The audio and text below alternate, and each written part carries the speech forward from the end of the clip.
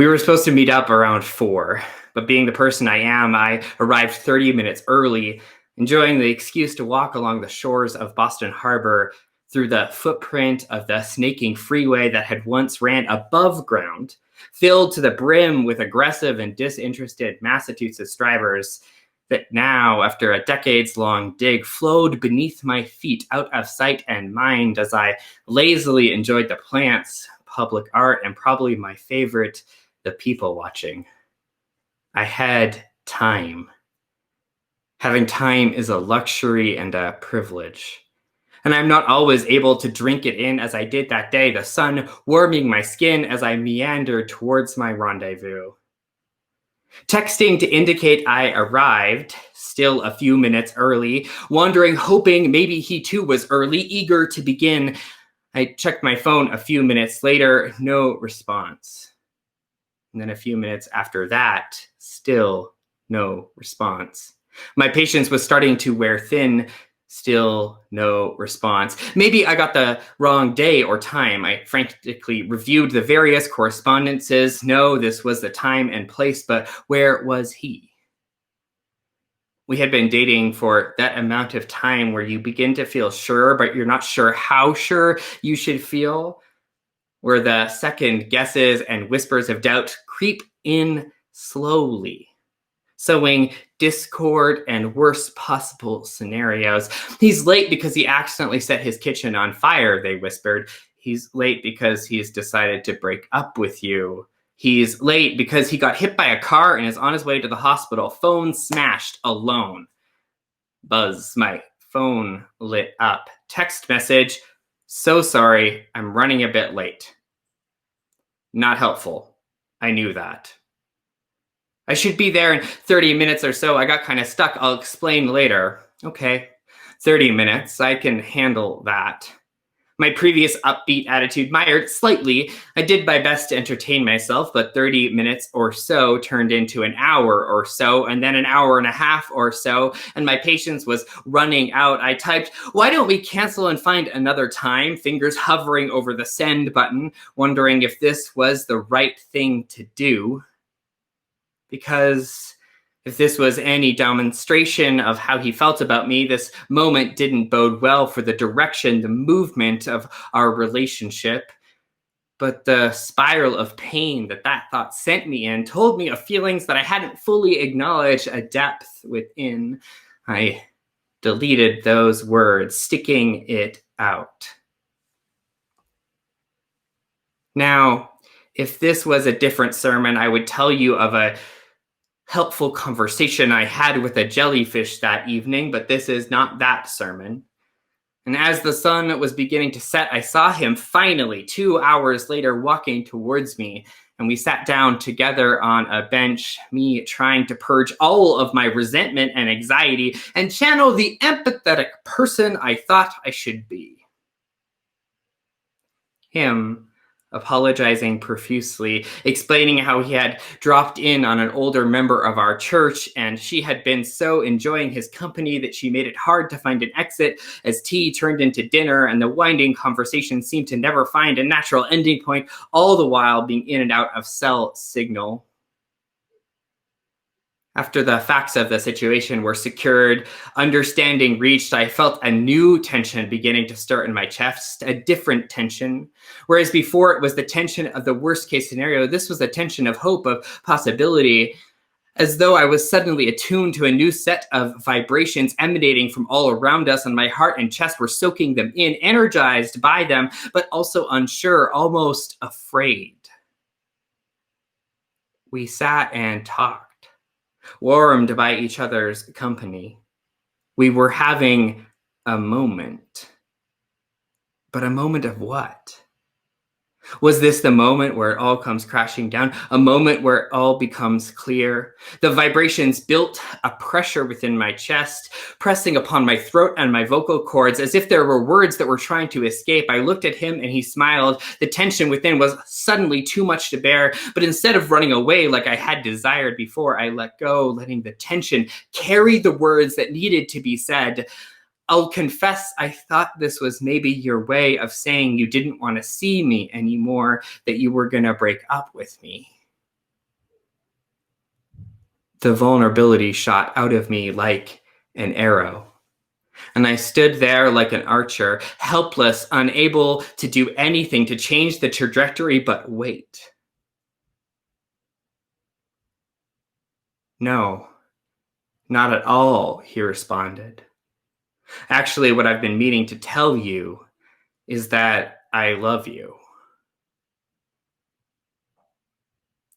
Now, if you ask my husband, he might remember that day a little differently. And he usually disputes the length of time I had to wait. But I know for a fact he doesn't dispute that it was a moment. I'm sure we could all tell stories of the moments that have defined our lives, not all hallmarked and heartwarming, but moments nonetheless. The moments of love blossoming, the moments of truth breaking us first apart and then open, the moments that lasted but a second on the clock but seemed to stretch on for an eternity within, the moments where time became thick and time warped. Moments that happen to us alone and moments that happen to all of us together. The moment of calm between storms that Sylvia Ashton Warner writes about. The moment where we, like the bird, found dry land below, allowing us to rest firmly and grounded. In every moment, I know I seem to wonder, and maybe you do too, always wondering, is this a moment or a movement? Momentous or momentary, magnificent or mortifying. There is a way moments can defy our experience of the laws of time and physics. For in those cascading moments, the ones where everything seems to change, where the proverbial rug is pulled from beneath you, the moments where your world is turned upside down, when you heard the news from the voice on the other end of the phone, from a loved one, from a doctor, a police officer, a Facebook commentator, a political pundit, when you felt the shift in your heart, in the relationships that defined your life, the disruption or clarification or true embodiment of what you thought to be true, good and right, or what you dared to dream, even if it seemed impossible. It is in those moments, it is as if you are catapulted from time and space. In that moment, tossed up into the air, unclear how gravity will exert its force upon the magnetism of your being, and you feel as though you have been caught in the maelstrom for 1,000 years, and you don't know if you are a falcon, a storm, or a great song. And in those moments, as you float suspended, losing all sense of direction and tethering, wondering if this was temporary, momentary, fleeting, that as soon as gravity was rightly restored, everything you knew would return to its appointed place, maybe jostled or dusted, but mostly intact. And as you floated, transfixed in the moment, maybe you hoped that it wouldn't. That it wouldn't return back to normal, time warping you back to what was. For in the transformation, the uprest, the upheaval of the moment, you spied magnificence incarnate. The disruption of all that was wrong and the possibility for all to be made better, a momentous movement refracted in a single moment. Or maybe you pleaded that it would, that this reality would be fleeting, not a signal of a movement, not momentous, but momentary. What is a moment, anyways? Is it simply a fraction of time? Small, finite, fleeting? Scientists recently recorded the shortest interval of time, how long it took a particle of light to cross a single molecule of hydrogen, 240 zeptoseconds. Zeptoseconds representing a trillionth of a billionth of a second, the equivalent to the number 0.00000, 20 zeros and then a 1. Are our lives defined by zeptoseconds or minutes or days or election cycles? Time fungible, able to be cut up into units and distributed? Or is there another dimension altogether different that defines a moment? What is a moment? Is this a moment or a movement, momentous or momentary, magnifying or mortifying? And what does all this time of talk and moments matter to us? Because we approach a moment where the questions lay heavy on our souls. As an election approaches, so does the anxiety rise within us. For many white, educated liberals, 2016 represented a moment where the country they thought they knew was ripped from them. And the prayers whispered, yelled, and embodied on the streets in marches between then and now was a fervent wish that this period would be seen as aberration, as the exception to prove the rule of American democratic culture of goodness, of rightness, of what seems to be true. I don't know what I'll do if it happens, I've heard. I don't recognize my country anymore, I hear. I swing from hope and despair. I can't watch the news. I can't seem to stop watching the news. Maybe you've said those things yourself. Essentially, each of us asking ourselves, was this a moment or a movement? And in this moment, what is it time for? What will happen next? The Greeks actually gift us help in this department as we think about this moment, as we look back, for they conceived of time in two fundamentally different ways. First, there is chronos, the time that we would all recognize, the linear time where a minute becomes an hour, which becomes a day, which becomes a year. Whatever unit of measure, solar, lunar, or embodied calendar, the progress of time is forward. Chronos defines our days.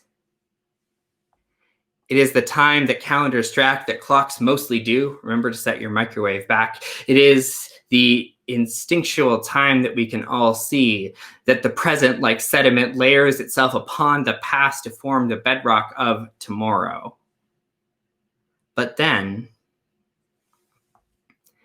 there is the other time, kairos, an experience of time that is not about quantity or duration, but rather the specific quality or texture of a moment. Kairos is an experience of time in which we are all put in touch with what is to be fulfilled in that moment. This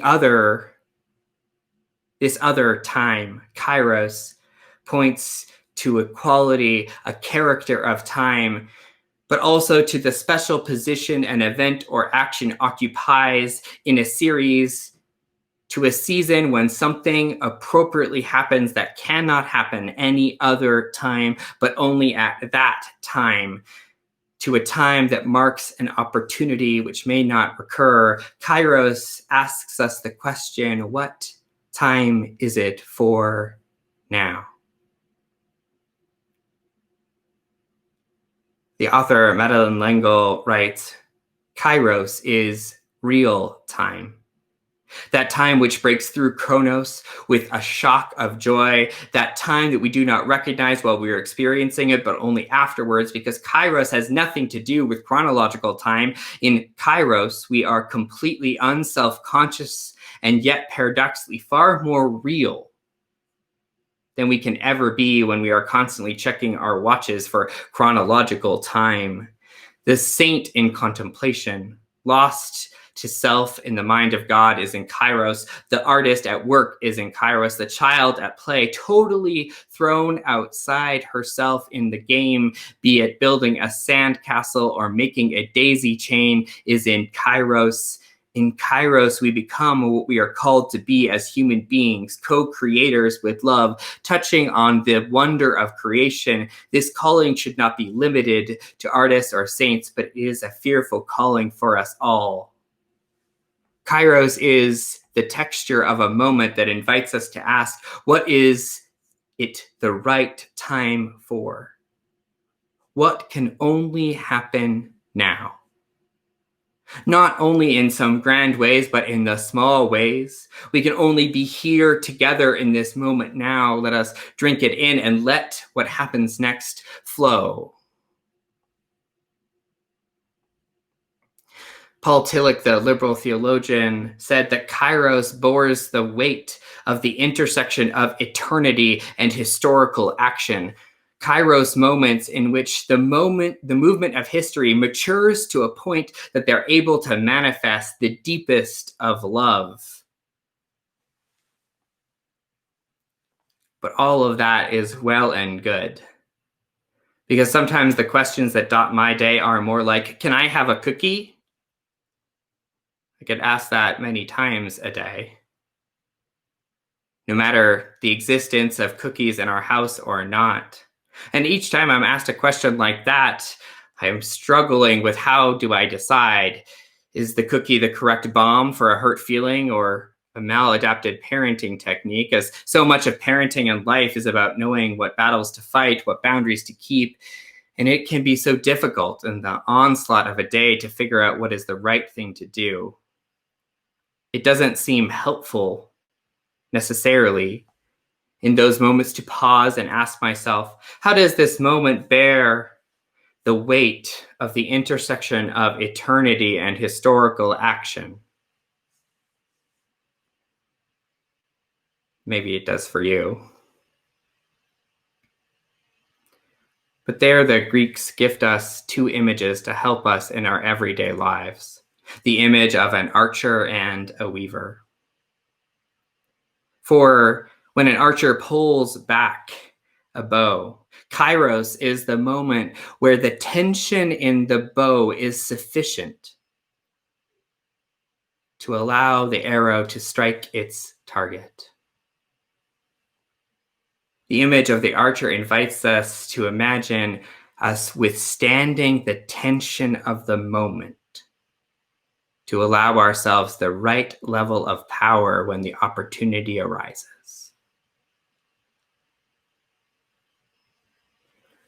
Think about my experience at the beginning, the story about my husband. I almost didn't withstand the tension of that moment.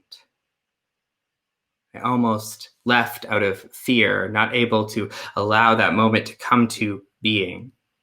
I wonder what is the tension that you're struggling to bear, unknowing, difficult conversations or relationships. I wonder how you're able to withstand that tension just a little bit more so that you are able to have that sufficient power to let go in the right moment, to allow love to play out. The second image, if the first is the archer, is the weaver. For Kairos in weaving is the moment where the loom is set so that you can move the shuttle through each of the threads to strand a string through, adding one more line onto this garment of destiny. Kairos is the window where you can add that string. When the weaver must draw the yarn through the gap momentarily opened in the wrap of the cloth being woven. The weaver invites us to see how our strand can interconnect with others and reminds us that in these moments, we only need to be one string, not all. If we withstand the tension and let ourselves go at the right moment, we only need to be that one strand, and the garment will take fold. We cannot know for sure which moments will turn into movements. We must practice humility in the face of that reality, that knowing not only what power is needed or what garment we are weaving together. There is a humility and a trust in this. And so we are invited to adopt a stance beyond nihilism, skepticism, or hubris. You won't know the moments of Kairos as you experience them, but you might feel them, sense.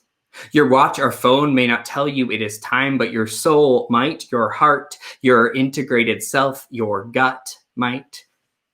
And so it is our work to gird ourselves, to stay in the tension, to not fire our arrows off prematurely out of fear. Moments are precious, but they are not finite.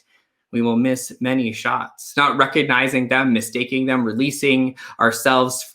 We must release ourselves then from perfection or culpability, so that we may trust the arc and the tendrils of love that persistently demand an entrance. Often in the moments where we release ourselves into what yearns to be born, unknowing if it will manifest, if it could, but knowing we could play that small part. And each time we open ourselves ready for the next, trusting that in each and every moment there is an answer to the question, what is it time for right now? What magic of the soul and spirit shall we conspire with today, that no matter who is elected, whatever the polls say, whatever the state of civil strife, whatever the circumstances of that world outside us, if we cultivate the power to withstand the tension and anxiety of life's most challenging realities, we can wait to see how the opening arrives to humbly weave our lives into that greater whole. This power is not a human one. It is central to life itself, possibility, opportunity. What is it time for? Is this a moment or a movement?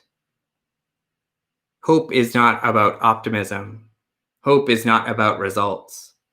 Let despair not seduce us into believing that there is nothing yearning to become in this moment or the next. Life itself is waiting right now. And it will be there on November 3rd and November 13th and November 2023. Friends, vote, rest, hold the tension, find the window, weave a more beautiful garment, trust, leap. This is the way. Amen.